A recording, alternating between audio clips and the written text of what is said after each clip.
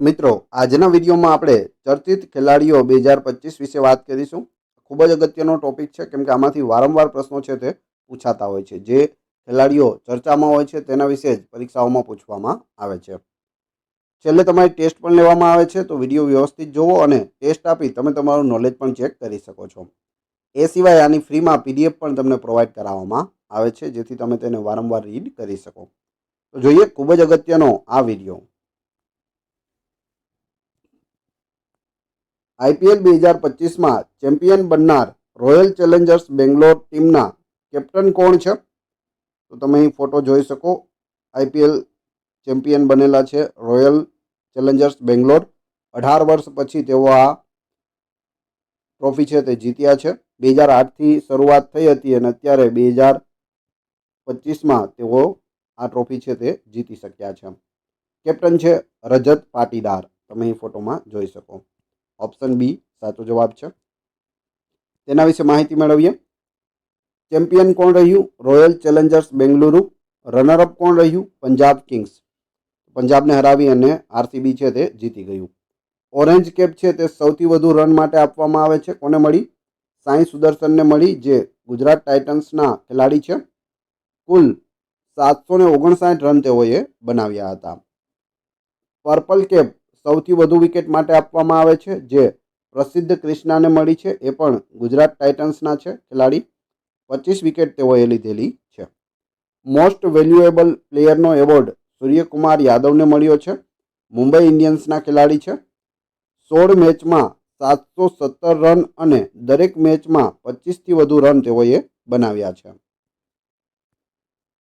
મે 2025માં ભારતીય ટેસ્ટ ટીમના નવા કેપ્ટન તરીકે કોની નિમણૂક કરવામાં આવી છે? નવા કેપ્ટન છે તે બનાવવામાં આવ્યા છે શુભમન ગિલને. ઓપ્શન સી સાચો જવાબ છે. IPLમાં ગુજરાત ટાઇટન્સના તેઓ કેપ્ટન છે અને હવે ટેસ્ટ ક્રિકેટ ટીમના પણ કેપ્ટન તેઓને બનાવવામાં આવ્યા છે. શુભમન ગિલ. ટેસ્ટ ક્રિકેટની કમાન હવે 25 વર્ષીય શુભમન ગિલને સોંપવામાં આવી છે. શુભમન ટીમ ઇન્ડિયાના 37માં ટેસ્ટ કેપ્ટન તરીકે ચૂંટાયા છે અને ઇંગ્લેન્ડ સામેની 5 મેચની શ્રેણીથી તેમની કેપ્ટનશીપની સફર છે તે શરૂ કરશે. રોહિત શર્માની નિવૃત્તિ બાદ BCCIએ શુભમન ગિલને ભારતના નવા કેપ્ટન તરીકે જાહેર કર્યા છે. મે 2025માં ભારતીય સેનામાં માનદ લેફ્ટનન્ટ કર્નલનો હોદ્દો મેળવનાર ઓલિમ્પિક સુવર્ણચંદ્રક વિજેતા કોણ છે? તો તે છે નીરજ ચોપરા. નીરજ ચોપરાને છે તે લેફ્ટનન્ટ કર્નલનો હોદ્દો છે તે આર્મીમાં આપવામાં આવ્યો છે. મે 2025માં સૈન્ય બાબતોના વિભાગ દ્વારા સંરક્ષણ મંત્રાલયે ઓલિમ્પિક સુવર્ણચંદ્રક વિજેતા નીરજ ચોપરાને પ્રાદેશિક સેનામાં માનદ લેફ્ટનન્ટ કર્નલની પદવી એનાયત કરવામાં આવી છે. કયા ખેલાડીએ પોતાની કારકિર્દીનો 100મો સિંગલ્સ ટાઇટલ જીતીને ટેનિસ ઇતિહાસ રચ્યો છે? તો જવાબ આવશે નોવાક જોકોવિચ. તમે અહીં ફોટોમાં પણ જોઈ શકો. 100મો સિંગલ્સ ટાઇટલ તેઓએ જીત્યો છે. નોવાક જોકોવિચે ફ્રેન્ચ ઓપન 2025માં ઐતિહાસિક સિદ્ધિ હાંસલ કરી છે. તેણે ટુર્નામેન્ટમાં તેની 100મી જીત નોંધાવી છે. નોવાક જોકોવિચ સર્બિયાના ટેનિસ ખેલાડી છે. તેમણે અત્યાર સુધીમાં કુલ 24 ગ્રાન્ડ સ્લેમ ટુર્નામેન્ટ પણ જીતી છે. 2025માં કયા ખેલાડીઓને મેજર ધ્યાનચંદ ખેલરત્ન એવોર્ડ એનાયત કરવામાં આવ્યો છે? તો તેમાં મનુ ભાકર, ડી ગુકેશ, હરમનપ્રીત સિંહ અને પ્રવીણ કુમાર. એટલે જવાબ આવશે A અને B બંનેને આપવામાં આવ્યો છે ખેલરત્ન એવોર્ડ. મનુ ભાકર શૂટિંગના ખેલાડી છે. હરમનપ્રીત સિંહ છે તે હોકી ટીમના કેપ્ટન છે. ડી ગુકેશ એ સૌથી યંગેસ્ટ ચેસ ગ્રાન્ડમાસ્ટર બનનાર છે અને પ્રવીણ કુમાર છે તે પેરા એથ્લીટ છે. આ ચારને મેજર ધ્યાનચંદ ખેલરત્ન પુરસ્કાર આપવામાં આવ્યો છે. IPLમાં સૌથી ઝડપી સદી ફટકારનાર પ્રથમ ભારતીય ખેલાડી કોણ બન્યો છે? ફક્ત 35 બોલમાં સદી ફટકારનાર પ્રથમ ભારતીય ખેલાડી વૈભવ સૂર્યવંશી બન્યો છે. ઓપ્શન સી સાચો જવાબ છે. 14 વર્ષીય ક્રિકેટર વૈભવ સૂર્યવંશીએ ઇન્ડિયન પ્રીમિયર લીગ એટલે કે IPL 2025માં રાજસ્થાન રોયલ્સ માટે શાનદાર પ્રદર્શન કર્યું છે. કયા ટીમના ખેલાડી છે? રાજસ્થાન રોયલ્સ. આ દરમિયાન વૈભવે ગુજરાત ટાઇટન્સ સામે માત્ર 35 બોલમાં સદી ફટકારી હતી. આ સાથે વૈભવ IPLના ઇતિહાસમાં સૌથી ઝડપી સદી ફટકારનાર ભારતીય બેટ્સમેન બની ગયો છે. તો શું વિદેશી બેટ્સમેને પણ આથી ઓછા રનમાં ઓછા બોલમાં સદી ફટકારેલી છે? તો જવાબ આવશે હા. કોણ છે? ક્રિસ ગેલ છે, કે જેનો રેકોર્ડ છે 30 બોલમાં સદીનો. 30 બોલમાં તેઓએ સદી મારેલી છે, ક્રિસ ગેલ. ઓલિમ્પિક રમતોના એક જ સંસ્કરણમાં 2 મેડલ જીતનાર સ્વતંત્ર ભારતના પ્રથમ ખેલાડી કોણ બન્યા છે? એક જ રમતમાં ઓલિમ્પિકમાં 2 મેડલ જીતનાર પ્રથમ ભારતીય મનુ ભાકર છે. ઓપ્શન સી સાચો જવાબ છે. મનુ ભાકર ઓલિમ્પિક્સના એક જ આવૃત્તિમાં 2 મેડલ જીતનાર ભારતની પ્રથમ ખેલાડી છે. પેરિસ ઓલિમ્પિક 2024માં તેણે મહિલાઓની વ્યક્તિગત 10 મીટર એર પિસ્તોલમાં બ્રોન્ઝ મેડલ જીત્યો હતો તથા સરબજોત સિંહ સાથે મિશ્ર ટીમ 10 મીટર એર પિસ્તોલમાં બીજો બ્રોન્ઝ મેડલ પણ જીત્યો હતો.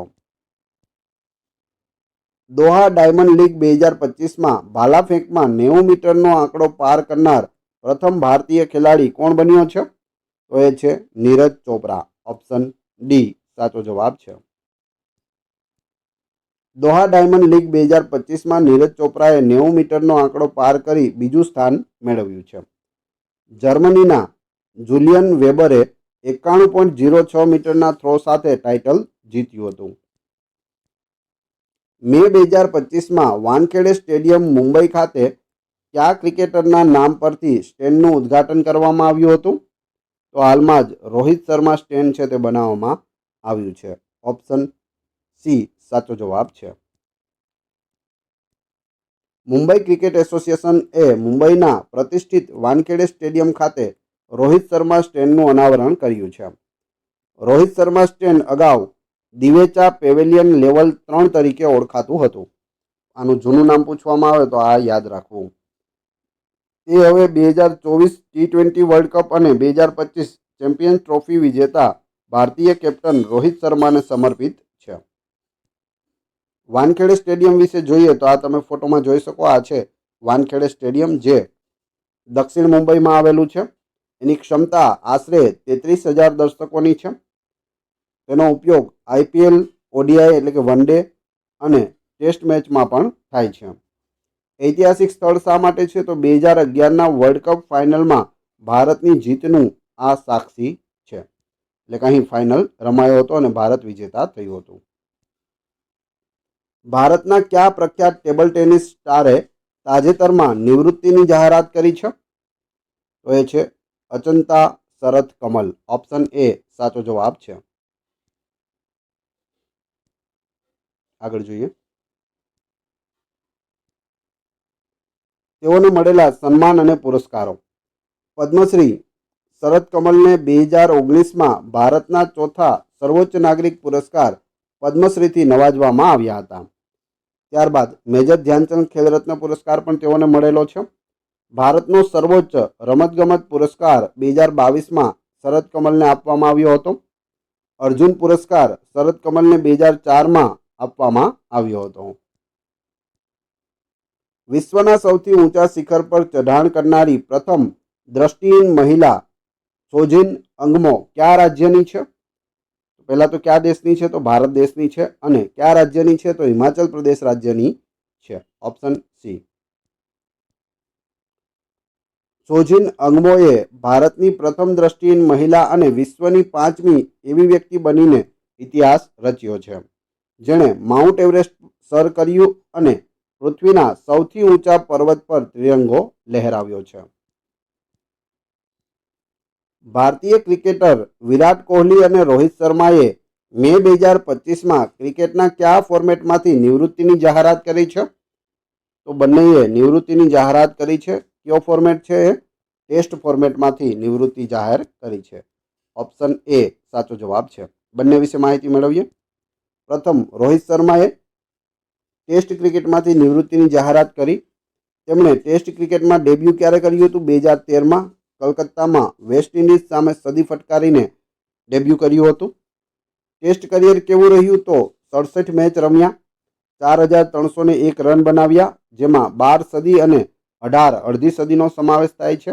એવરેજ શું રહી? તો 40.57ની રહી. હવે વાત કરીએ વિરાટ કોહલી વિશે.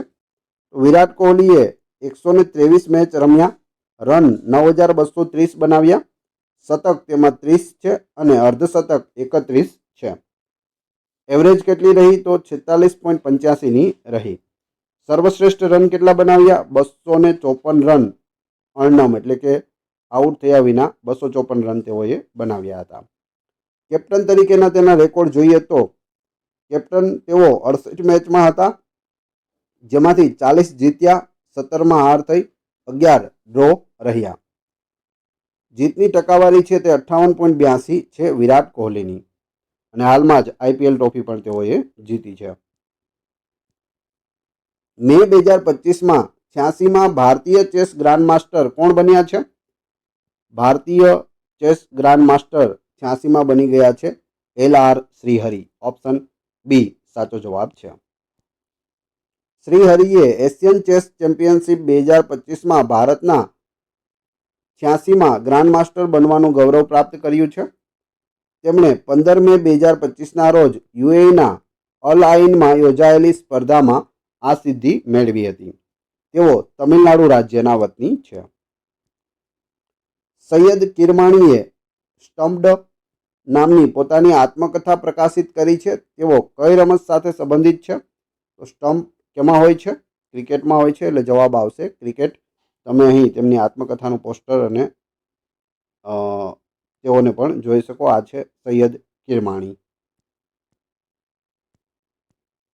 સૈયદ કિરમાણી દ્વારા લખાયેલ આત્મકથા સ્ટમ્પ્ડ 1883ના વર્લ્ડ કપમાં ભારતની અસંભવિત જીતનું રસપ્રદ અને રમૂજી વર્ણન આપે છે.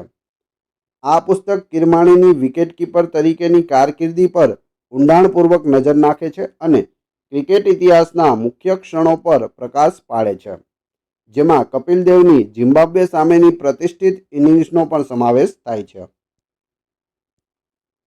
તાજેતરમાં જર્મનીમાં યોજાયેલ ISSF જુનિયર વર્લ્ડ કપ 2025માં ભારત મેડલ ટેલીમાં કેટલામાં ક્રમે રહ્યું છે? ભારત છે તે પ્રથમ ક્રમે રહ્યું છે. તમે અહીં ફોટોમાં પણ જોઈ શકો. બીજા ક્રમે ચાઇના રહ્યું છે. ભારત પ્રથમ ક્રમે છે, જેમાં 3 ગોલ્ડ, 4 સિલ્વર અને 4 બ્રોન્ઝ, ટોટલ 11 મેડલ આપણે જીતેલા છે. ઇન્ટરનેશનલ શૂટિંગ સ્પોર્ટ્સ ફેડરેશન ISSFનું પૂરું નામ થાય છે, યાદ રાખજો. એની સ્થાપના 1907માં થઈ હતી. તે રાઇફલ, પિસ્તોલ અને શોટગન શૂટિંગ સ્પોર્ટ્સનું સંચાલન કરતી સંસ્થા છે. મુખ્ય મથક મ્યુનિક, જર્મનીમાં આવેલું છે. સભ્યો જો દેશ પૂછે તો 149 દેશો અને ફેડરેશન પૂછે તો 163 સભ્ય ફેડરેશન છે. વર્તમાનમાં પ્રમુખ કોણ છે? લુસિયાનો રોસી છે, જે ઇટાલી દેશના છે. જર્મનીમાં આયોજિત જુનિયર વર્લ્ડ કપ 2025માં કયા શૂટરે ભારત માટે પહેલો ગોલ્ડ મેડલ જીત્યો છે? તો ભારત માટે પહેલો ગોલ્ડ મેડલ છે તે કનકે જીત્યો છે. Option D. 3 ગોલ્ડ મેડલ વિજેતાઓ આપણે જોઈએ. સંભવી શ્રવણ ક્ષીરસાગર છે, મહિલાઓની 10 મીટર એર રાઇફલમાં ગોલ્ડ મેડલ. કનક છે, મહિલાઓની 10 મીટર એર પિસ્તોલમાં ગોલ્ડ મેડલ. તેજસ્વીની છે, મહિલાઓની 25 મીટર પિસ્તોલમાં ગોલ્ડ મેડલ જીત્યો છે. તો 3 નામ યાદ રાખજો. તાજેતરમાં કોણે રોમાનિયાના બુકારેસ્ટમાં સુપરબેટ ચેસ ક્લાસિક જીત્યો છે?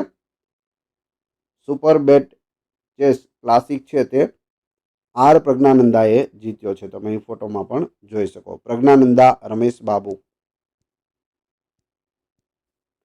ક્યાંનું આયોજન થયું હતું? બુકારેસ્ટ, રોમાનિયામાં. વિજેતાને રોકડ રકમ કેટલી આપવામાં આવે છે? તો $1,00,000 છે તે આપવામાં આવે છે. 2025 south Asian football federation championship કોણે જીતી છે?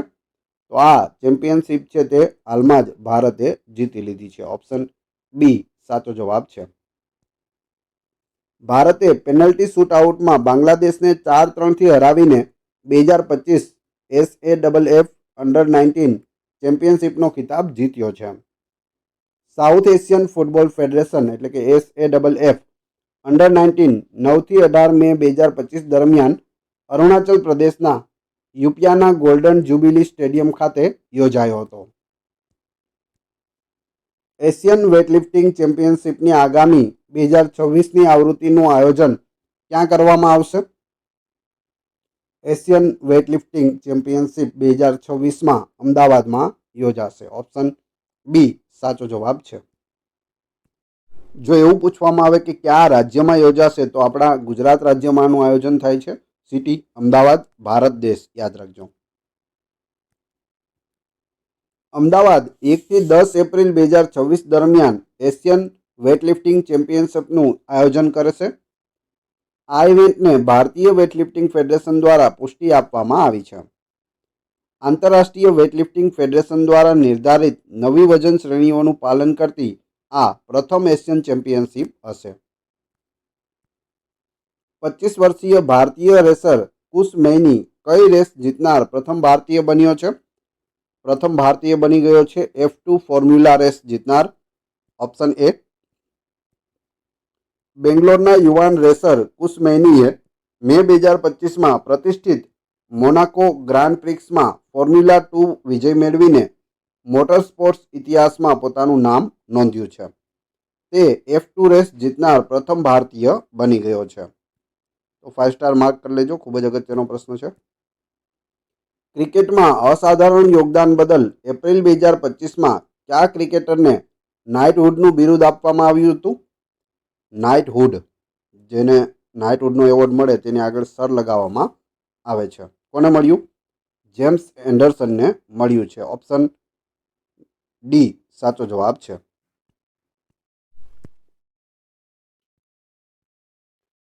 એન્ડરસન ઇંગ્લેન્ડનો 13મો ક્રિકેટર છે જેને રમતમાં તેમના યોગદાન માટે નાઇટહુડથી નવાજવામાં આવે છે. નાઇટહુડ એવોર્ડ એ બ્રિટિશ સન્માન પ્રણાલીનો એક ભાગ છે જે વ્યક્તિઓને તેમના ઉત્કૃષ્ટ યોગદાન અથવા રાષ્ટ્ર અને સમાજ સેવા માટે આપવામાં આવે છે. આ સન્માન ખાસ કરીને યુનાઇટેડ કિંગડમના રાજા અથવા રાણી દ્વારા છે તે આપવામાં આવે છે. આપણા ઘણા બધા ભારતીયો છે જેને નાઇટહુડનો ખિતાબ છે તે અંગ્રેજ સરકાર, બ્રિટિશ સરકાર દ્વારા આપવામાં આવ્યો હતો. 2025માં યોજાયેલ ચેમ્પિયન્સ ટ્રોફી માટે કયા ભારતીય ખેલાડીને ઇવેન્ટ એમ્બેસેડર તરીકે નિયુક્ત કરવામાં આવ્યા છે? ઇવેન્ટ એમ્બેસેડર ચેમ્પિયન્સ ટ્રોફી માટે ભારતીય શિખર ધવનને ચૂનવામાં આવ્યા હતા. ઓપ્શન બી સાચો જવાબ છે. ચેમ્પિયન્સ ટ્રોફી વિશે વાત કરીએ તો આનું આયોજન 19 ફેબ્રુઆરીથી 9 માર્ચ 2025ના રોજ ICC દ્વારા કરવામાં આવ્યું હતું. કયા ફોર્મેટમાં ક્રિકેટ રમાય છે? તો વન ડે ઇન્ટરનેશનલ હોય છે. ODI યજમાન દેશ પાકિસ્તાન અને સંયુક્ત અરબ અમીરાત રહ્યું. ચેમ્પિયન કોણ રહ્યું? તો ભારત, ઇન્ડિયા રહ્યું. ત્રીજું ટાઇટલ આ ભારતનું હતું. રનર્સઅપ કોણ રહ્યું? ન્યૂઝીલેન્ડ. પ્લેયર ઓફ ધ સિરીઝનો એવોર્ડ રચિન રવિન્દ્રને મળ્યો, ન્યૂઝીલેન્ડના છે. સૌથી વધુ રન રચિન રવિન્દ્રએ કર્યા અને સૌથી વધુ વિકેટ મેટ હેનરીએ પાડી હતી, 10. ઓસ્ટ્રેલિયન ઓપન 2025નો પુરુષ સિંગલ્સનો ખિતાબ કોણે જીત્યો છે? પુરુષ સિંગલ્સનો ખિતાબ ઓસ્ટ્રેલિયન ઓપનનો જેનિક સિનરે જીત્યો છે. ઓપ્શન એ અહીં સાચો જવાબ છે. ઓસ્ટ્રેલિયન 2025માં ઓસ્ટ્રેલિયન ઓપનમાં જેનિક સિનરે પુરુષોની ફાઇનલમાં પોતાનો ત્રીજો ગ્રાન્ડ સ્લેમ ખિતાબ જીત્યો છે, જ્યારે મેડિસન કીઝે મહિલા ફાઇનલમાં આર્યના સબાલેન્કાને હરાવીને પોતાનો પહેલો ગ્રાન્ડ સ્લેમ ખિતાબ જીત્યો છે. ઓસ્ટ્રેલિયન ઓપન 2025નો મહિલા સિંગલ્સનો ખિતાબ કોણે જીત્યો છે? મેડિસન કીઝે જીત્યો છે, આર્યના સબાલેન્કાને હરાવીને. ઓપ્શન સી સાચો જવાબ છે. આ છે મેડિસન કીઝ. આનું આયોજન છે તે દર વર્ષે ઓસ્ટ્રેલિયાના મેલબોર્ન શહેરમાં આવેલા મેલબોર્ન પાર્ક ખાતે થાય છે. સમયગાળો શું હોય? તો જાન્યુઆરી મહિનાના મધ્યમાં થાય છે આનું આયોજન. ગ્રાન્ડ સ્લેમની વાત કરીએ તો ઓસ્ટ્રેલિયન ઓપન એ 4 ગ્રાન્ડ સ્લેમ ટુર્નામેન્ટમાંથી એક છે. અન્ય 3 કઈ કઈ છે? તો ફ્રેન્ચ ઓપન, વિમ્બલ્ડન અને US ઓપન છે. Total 4: Australian open, French open, Wimbledon અને US open. Miami open champion 2025નો ખિતાબ કોણે જીત્યો છે? મિયામી ઓપન ચેમ્પિયન 2025નો ખિતાબ અહીં સાચો જવાબ આવશે જેકબ મેન્સિક, ઓપ્શન બી.